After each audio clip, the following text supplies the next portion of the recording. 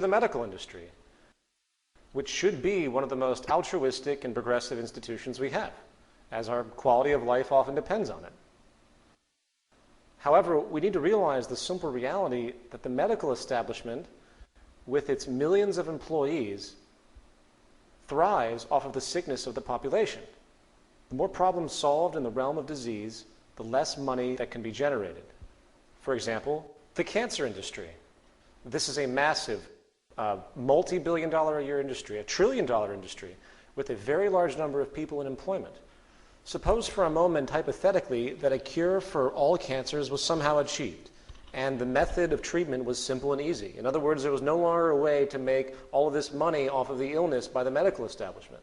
Do you realize what would happen to the economy, to the medical institutions, if that particular problem was actually given a viable solution? And when you realize that, do you really think that the intent is to cure this illness? It's something to think about. And it would also lay off tens of thousands of people. I mean, keep in mind, it's an establishment.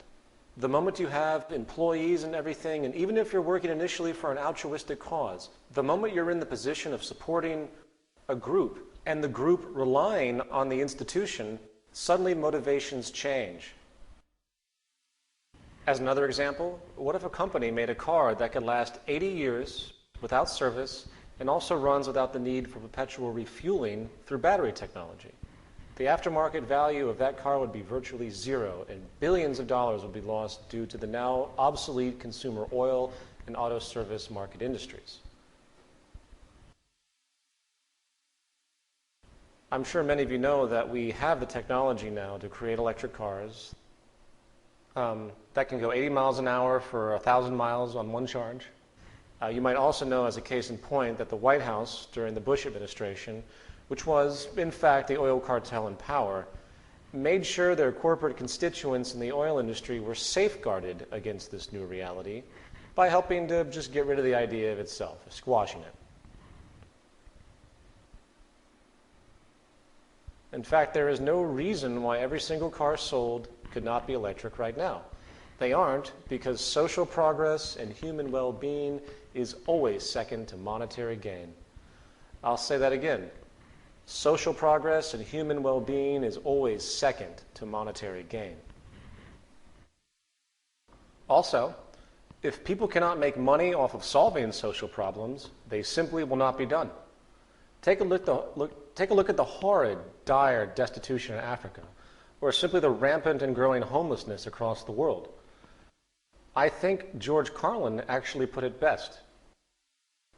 Have you ever noticed that the only metaphor we have in our public discourse for solving problems is to declare war on it? We have the war on crime, the war on cancer, the war on drugs. But did you ever notice that we have no war on homelessness? You know why? Because there's no money in that problem. No money to be made off of the homeless. If you can find a solution to homelessness where the corporations and politicians can make a few $1 million each, you will see the streets of America begin to clear up pretty damn quick.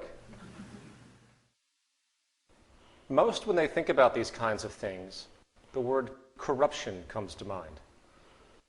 Most feel that these are ethical issues. But is it really corrupt for an energy establishment to want to limit supply artificially so they can make money? Is it really corrupt for a company to seek indifferent self-preservation at the expense of social progress? Actually, no, it isn't. It is simply business as usual, and this is what I'm trying to point out. And you should expect nothing less than this tendency. The profit mechanism creates established orders which constitute the survival and wealth of large groups of people. The fact is, no matter how socially beneficial new advents may be, they will be viewed in hostility if they threaten an established, financially driven institution. Meaning social progress can actually be a threat to the establishment. So, to put it into a sentence, abundance, sustainability, and efficiency are the enemies of profit. Progressive advancement in science and technology, which can solve problems of inefficiency and scarcity once and for all, are, in effect, making the prior establishment's servicing of those issues obsolete. Therefore, in a monetary system, Corporations are not just in competition with other corporations. They are in competition with progress itself.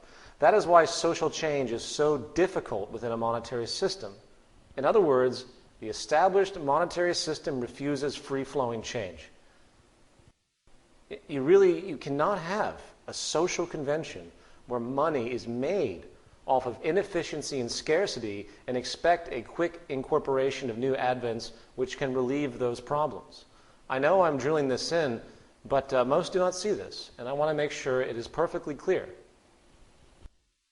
Now, I don't want to spend too much time on the monetary system because, as I mentioned, it was the focus of a prior presentation. However, I would like to quickly point out two important issues. The first is the economic reality that the entire global economic system is based on what I call cyclical consumption. The only way the system can work is if money is perpetually circulating. Money must be continuously transferred from one party to another in order to sustain so-called economic growth. This is done through constant or cyclical consumption by virtually everyone in society. Jobs are entirely contingent upon demand for production in some form. If there was no demand for goods and services, then there would be no demand for labor, and financial circulation would hence stop. What this translates into, again, is that inefficiency equals profit.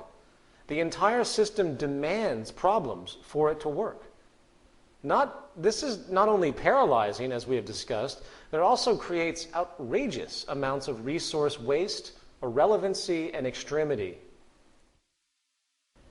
The second point I would like to make on this issue, which is much more broad, has to do with the holistic nature of the monetary game in historical practice and the fundamental intent.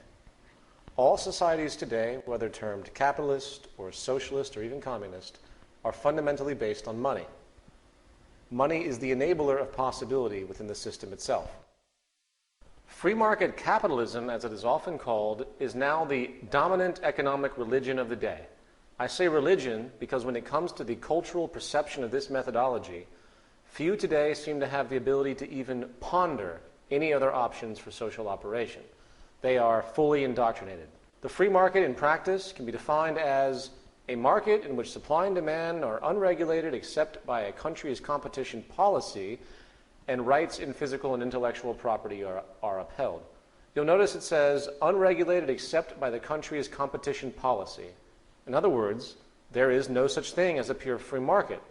And I know most of us know this, but I want to make the point, for nor could there ever be such a thing as a pure free market without the system despotically self-destructing beyond repair.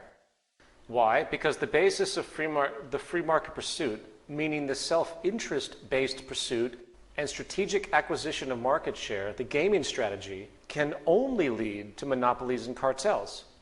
That is the basis of the entire motivation. And it's funny how economists today will deny that up and down. For example, let's say I want to open an electronics store in a relatively small town, say here in Fairfield, Iowa. And at that time, there are 3 other stores in this same area, and therefore I have to compete with them. As time moves forward, I work to streamline my competitive strategies and reduce overhead in such a way that my store becomes the dominant, most affordable distributor of a certain set of items, and everyone in the town flocks to my store over the others for such items. Due to this, 2 of the other 3 stores go out of business and leave town. So at that point, it is just my store and the other competitor in the region, dual competition. Now, since my profits have been so good, I make an executive decision. I decide to attempt to acquire or buy the other competing store in town. Seems reasonable, right? Acquisitions happen all the time. And they agree. So I purchase that store, put my logo on it, and boom, I have a regional monopoly. Likewise, let's assume I didn't purchase the other store, but rather just became friends and in turn partners with them. And we figure out a way to work together and flourish in a non-competitive way. Seems logical, right? Well, guess what? Now I have a cartel. In other words, business is based in part on a gaming strategy to win market share and hence profit.